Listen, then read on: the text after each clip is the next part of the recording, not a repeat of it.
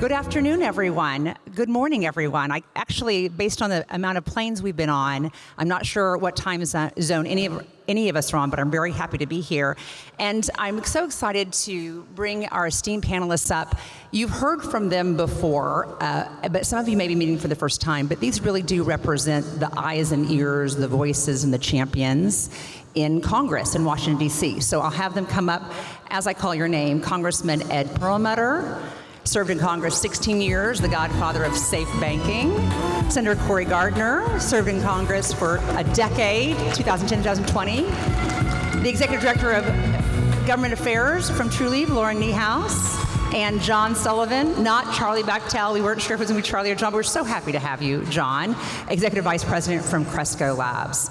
So folks that are not in the room are going to be reporting on what we discussed here today. And I think it's important that when you are hearing information from what's happening in Washington, that you understand your source and you understand the context. And my goal today is to have a conversation to level set with our experts and to bring the folks in this room up to speed.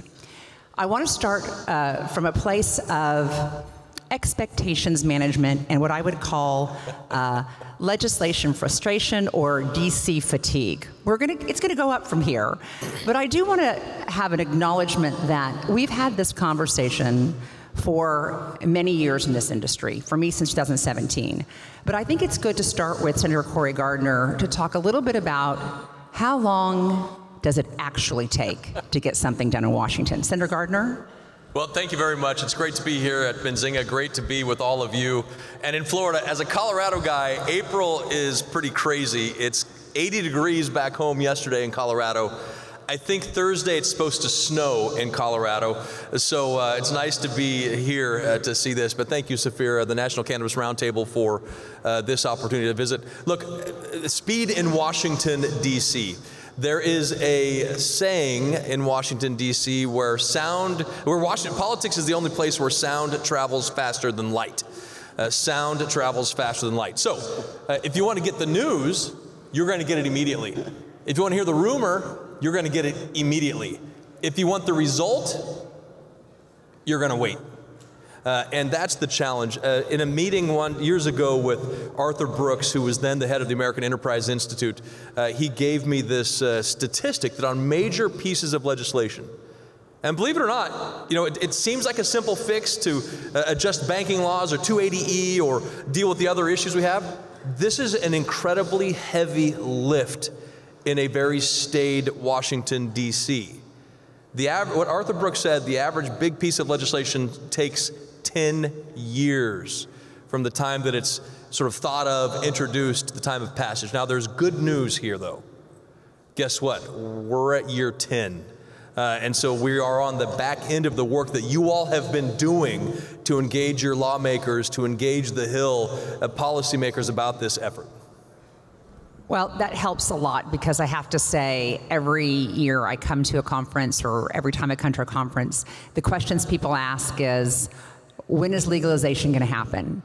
And I always retort back with, I understand the question, but it's not quite the right question. So I'd like to turn to Congressman Perlmutter, who first introduced safe banking in 2013 at the direction of then Chairman Barney Frank. And as many of you may have heard his name and are now seeing his face, he and Senator Gardner really shepherded safe banking from its inception to being, just an idea to us being close. So I don't necessarily want to play on the historical, but get us up to why we are closer now than ever. And please give me credibility when I say that, so folks don't always think I'm moving the football on them. She's not moving the football, and we are closer than ever. I listened to a few of the panels earlier, and I listened specifically to Kevin Hart, who was pretty pessimistic about the situation. And, looking back at history, I would agree. We started, the Obama administration wasn't prepared to do, straight descheduling. They gave us the Cole memo and the FinCEN guidance, and we've been working since then. It's been a long road, and I can tell you there's nobody, in this room, everybody has worked on this thing. This year, And we were at the Benzinga conference in Chicago the day that the Senate banking finally took this up and moved safer. First legislation of any size or proportion to be taken up by the United States Senate on the subject of cannabis or anything with THC in it since Richard Nixon made everything illegal in 1971 or 72. And so when Corey talks about a major piece of legislation, when I took this up, I thought this was going to be a simple overnight thing because it just made sense to be able to provide legitimate businesses with legitimate banking relationships. It's turned out to be a lot harder. This is a major piece of legislation. And on the two paths of rescheduling and legislation, we're farther along than we've been in 50 years. And so that doesn't mean we're done. And obviously, we still got a lot of work to do, but we are on the cusp, and I don't mean to overstate that. We know how hard this is. But we can get this done, and we're going to get this done. And we have come, even since the conference in Chicago, a lot farther, and we can talk about that more today. Absolutely. And I do want to get into some of the nitty-gritty because I want to talk about things that you're not able to read on the headlines. But I want to also level set as it relates to people's impression that if a member of Congress comes from a state that has a robust cannabis program, then those folks are with us. And they should be with us, particularly on the business side. I think it is a really interesting case study, Lauren, to talk about Florida. Because I think that you would be either surprised or not so surprised about the relationship between cannabis issues in Florida and the momentum happening as we speak and what happens when we go to certain Republican offices in D.C. Yeah, I mean, I think one of the biggest things to remember is when we go meet with our members of Congress, we think that we're the most important issue in the room. They have hundreds, thousands of issues they're dealing with. So the education, it's an uphill battle and it's steep, but that doesn't mean we're not getting there. You also find, I think, that our members from our states in which we're operating also don't always have a keen understanding of how the industry operates inside of their states, and that's no fault to them. That's our job to educate.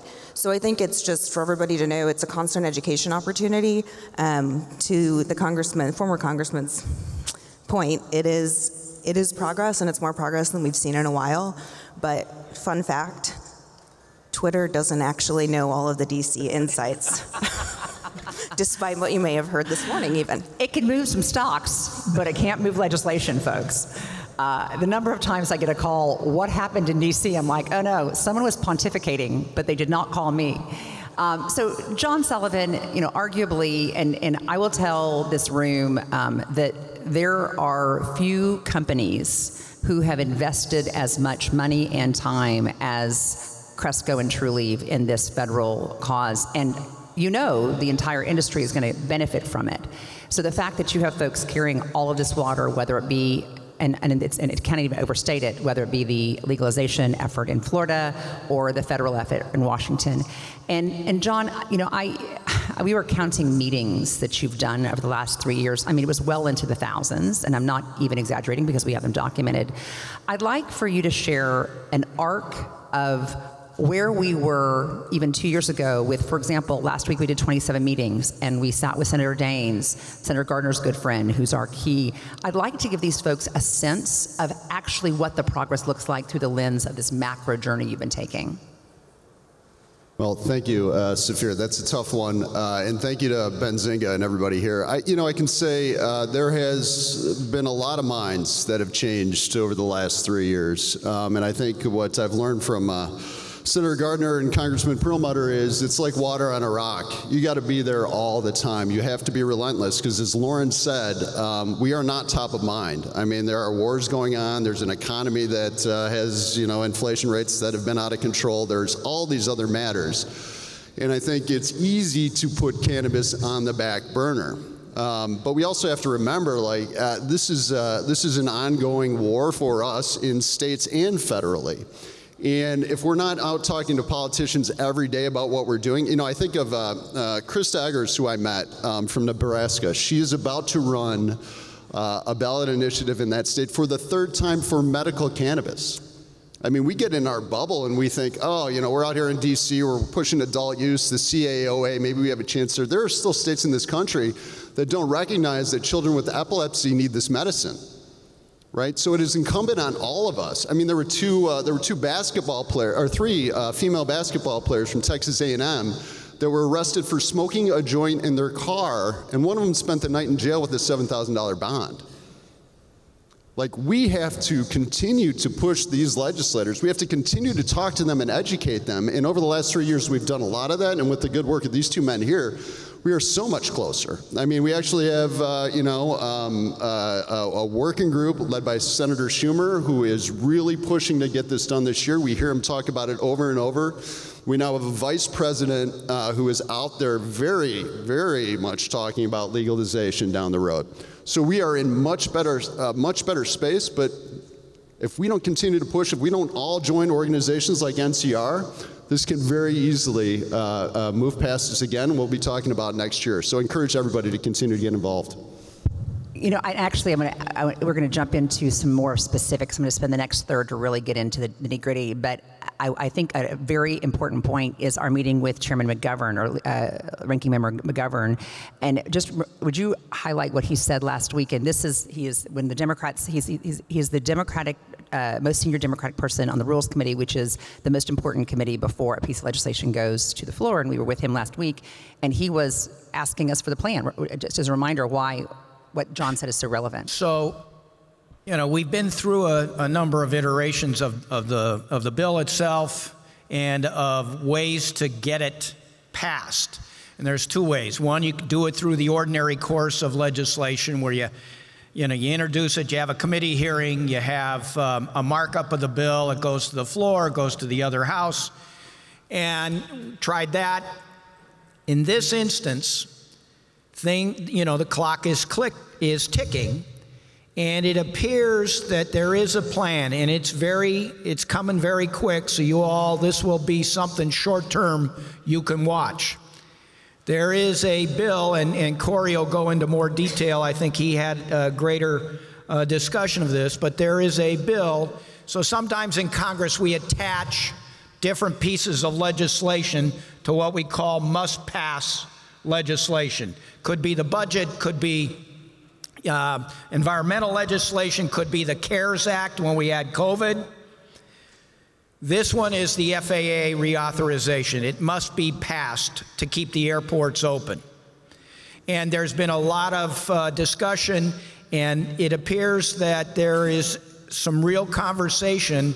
First, a big package related to SAFER and crypto being attached to the FAA reauthorization. It's not very pretty looking, but it's going to get the job done. So I'll let Corey or Safira go further. But when the head of rules understood precisely the vehicle and how this was going to move, you could see him really becoming much more enthusiastic about the prospects of this.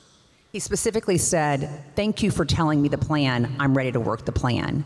And that was last week. So you presume that they're all in there coordinating on our behalf. They are not. If we are not talking to them and telling them what the plan is and moving them on, and I don't want to use the word on the chessboard, but explaining to them where we have done our activation, they're not 100% certain, one, where to go, but two, as John mentioned, and everyone has mentioned, the thousands of issues.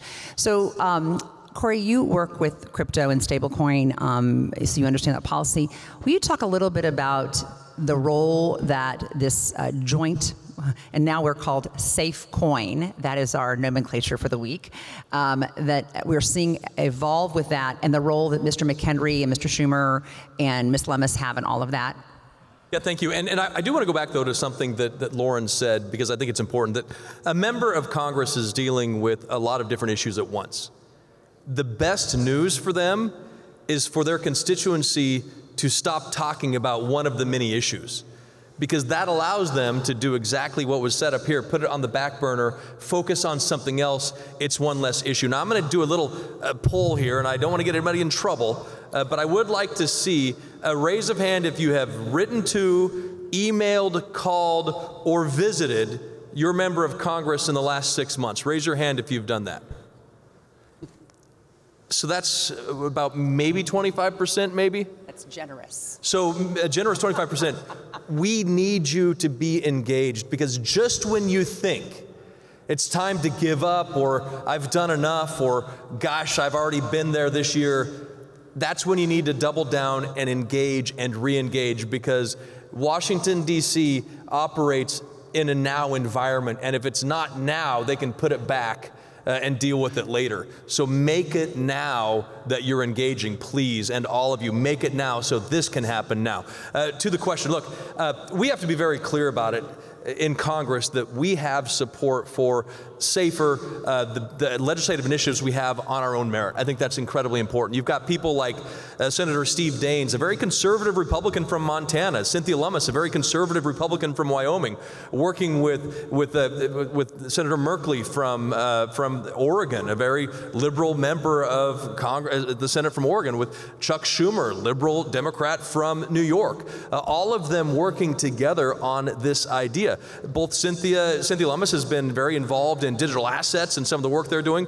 But what we've got to do is prove to Senator Schumer and to Senator McConnell that we've got the votes on our own merit to get this through. Because when that happens, then we start taking control of these votes on our own, taking it away from leadership and the powers that are waiting to see us either come up short on votes or come up short on support.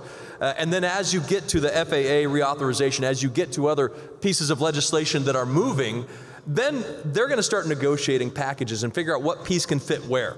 But once we have that level of support, I believe we are there. Once we have that level of support, then I think you're going to start to see, hey, wait a minute, we've got a bill moving now. Conversations are being held between leaders for the first time of the bill and Senate leadership in a very long time, or maybe the first time ever, real earnest conversations about horse trading that can make a difference for this piece of legislation. So it's real possible that we could see that in the next 2 months, 3 months, and if not, toward the end of the year.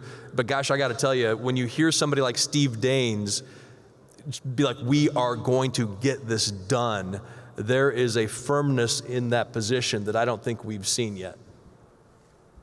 No, I appreciate, and I think Senator Daines also has a really unique position because he's responsible for fundraising for the caucus, for Leader McConnell. He's got skin in the game politically, and I can't say that it's his number one priority, but those of us who met with him last week, he leaned in and said, this is my priority, and I'm going to get it done. And we haven't heard him give so much intention towards it. And we haven't heard Schumer talk as consistently. We were recently in a fundraiser with him, with Senator Bob Casey, and we were able to ask the question about safe banking. And the next day, a fundraising letter came out about safe banking. And the next day, as a part of his caucus letter, safe banking.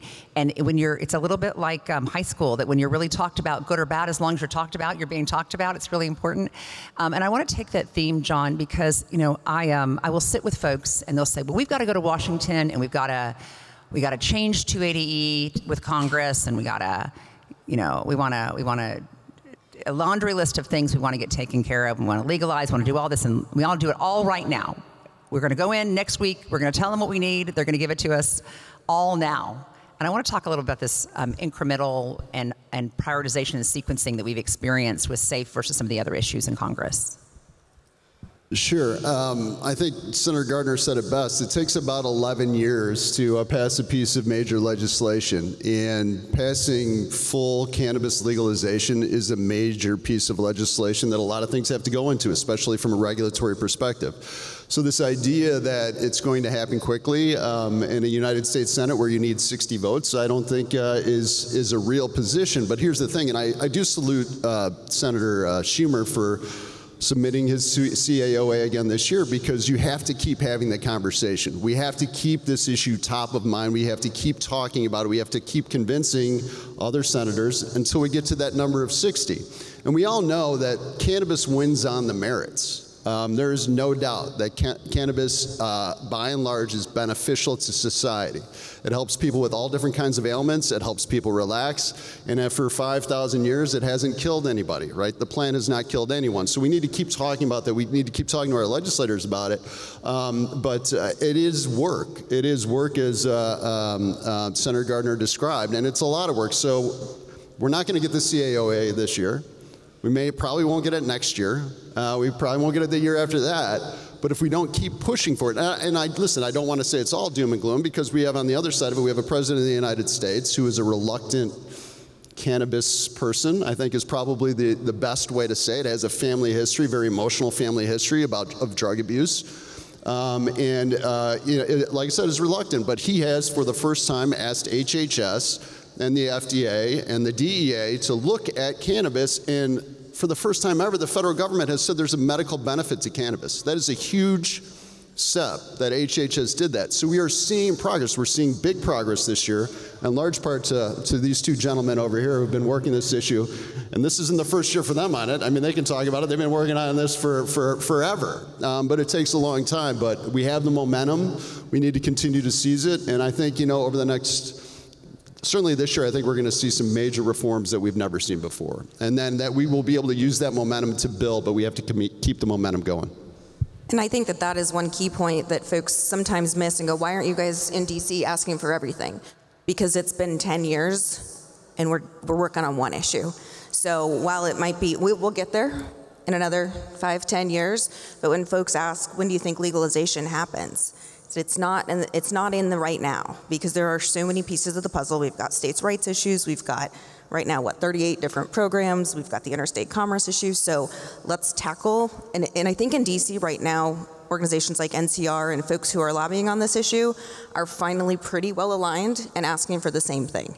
Because one of the worst things we can do is John goes in and asks Senator Gardner for something, and I go in and ask him for the opposite, and so on and so forth. So having a consistent message is key. So if any of y'all are talking to your members of Congress, safe banking is your message right now. And we do say, to your point, we leave offices and say, we don't want to talk about safe banking anymore. We would like to move to that next issue. And I just wanted to, listening to some of the earlier panels, it was just assumed that the banking is happening. And it is.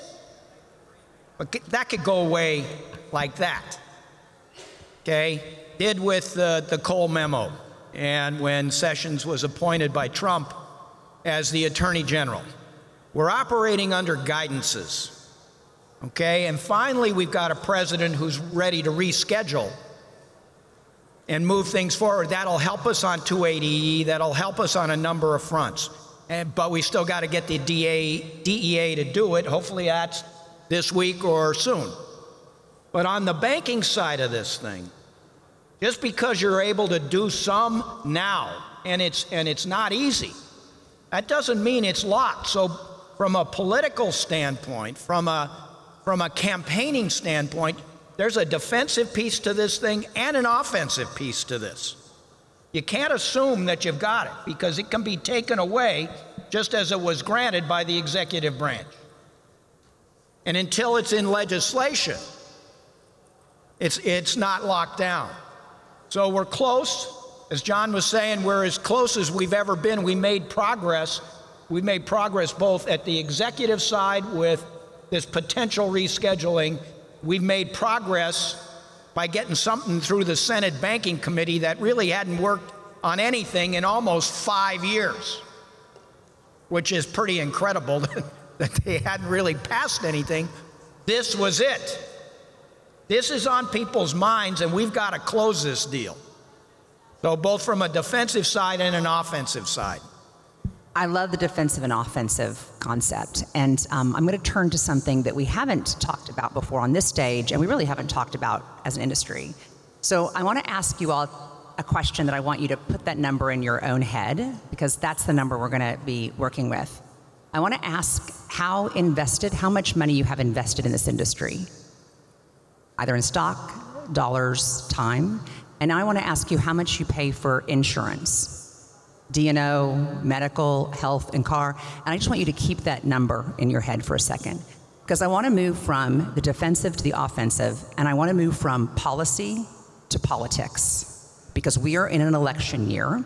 And I want to start with the way Washington works when people are trying to get elected. And we have wonderful former members here, and Senator Gardner, you actually led the effort on the Senate side, the senatorial campaign.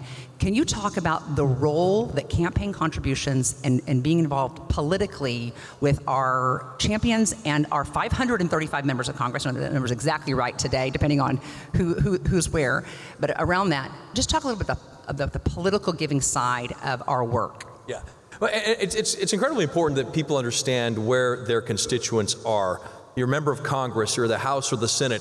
Knowing where your voters stand is incredibly important. One of the ways to do that is to engage in the political process, right? For that member of Congress to, maybe it's a letter to the editor saying, hey, you know what, you should vote for this member of Congress because they're right on this issue. Maybe it's their willingness to host an event saying, hey, could you come and meet my neighborhood? I'd like to share with you my neighbors and friends who are interested in this issue too.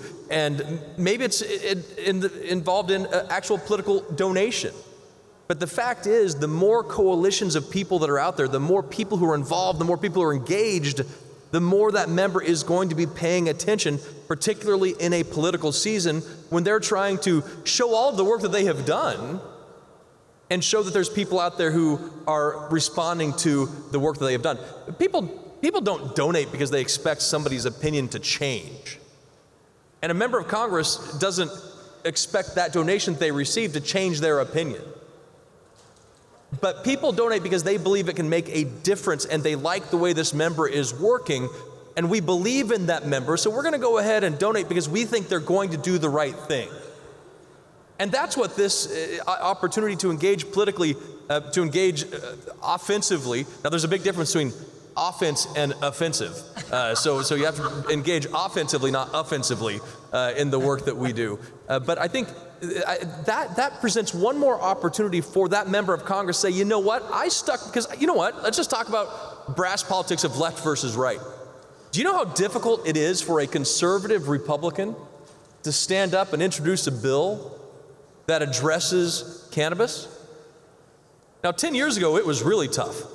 It's a little bit less tough today thanks to the work that you all have been doing. Ed Perlmutter is a trailblazer when it comes to his work in Congress. And thanks to Ed, John, Lauren, Safira, the people here, you guys have all made that easier for Republicans to do that. But if they don't see that there's an army of people who have their backs because they're doing the right thing, it's tough for them to keep doing that, and it's tough for them to stay on offense. And so dollars in the campaign system are part of the reality. When you put your dollars behind somebody because you believe in the work that they're doing, they believe in you, and we can start making even more progress on the offensive side. No, I appreciate you laying that out, because I'm going to have an ask here in a second, but before I lose my time. But I would actually like Congressman Perlmutter just to kind of anecdotally, we did 27 meetings last week. We had 9 member meetings. If we had the support, the 5 of us could go to 20 member fundraisers in the next 2 weeks. We could go to caucus weekends and see and spend time with 10, 15 congressmen. And I will tell you, we met Senator Bob Casey, who is not against cannabis, he's just not smart on it yet. And he got to sit next to me for 1 hour. And I assure you, he's a whole lot smarter on cannabis now than he was, and he has absolutely been Safira'd, and he is a fan. So we just need more time with these members. I wanted you to talk a little bit about kind of that anecdotally, and then I'll talk a little bit about what the folks in this room can do, considering that number you have in your head. Well, so NCR created a PAC to be able to have very focused donations, focused contributions to members of Congress and to the Senate to just, as Corey was saying, to sort of support the approaches that that particular member of Congress has taken, whether it's related to cannabis or anything else. And we know this is going to make a difference, and I'll just say quickly, we had a fundraiser for Bob Casey. Safira was sitting next to Casey. He heard about cannabis pretty much for about an hour. She asked point blank to Schumer, where are we on safer banking? And he answered her straight up, we're working on it. And that's when he talked about safe coin, which would be sort of this marriage of the digital assets and safe banking, attach it to FAA and move it forward. But she had that opportunity as part of a fundraiser, and we need your help. we need to raise some money this weekend, and I don't really care. I mean, I care how much you give, but I care more that you do give. Because when folks ask me how they can be helpful, I need to be able to show up and support these members of Congress. I need to be able to go in the room with a former member, 2 former members, and be able to have the conversations that are holding your businesses back. So as we finish our remarks today, I'd like you to go back to that number in your head on how much you have invested in this space. How many years, how many gray hair, how much money, and ask, can I give a little bit to this group to go and be meaningful in Washington? Because until now, we have not made contributions in the political side. Members of Congress have not felt our industry during a campaign year, and this is the year it could change, but we absolutely need your help. We are there every day doing work in Washington. The National Cannabis Roundtable is made up of domestic cannabis companies who are nascent to the plant, and we only do federal and we only do cannabis. There is nobody working harder than this group here for you to change your industry, to change the trajectory of this medicine, and to really give cannabis and an industry a chance that it deserves and demands going forward. Thank you all very much, and we will take questions outside in the hallway, but really appreciate your time today. Thanks, everyone. Thank you.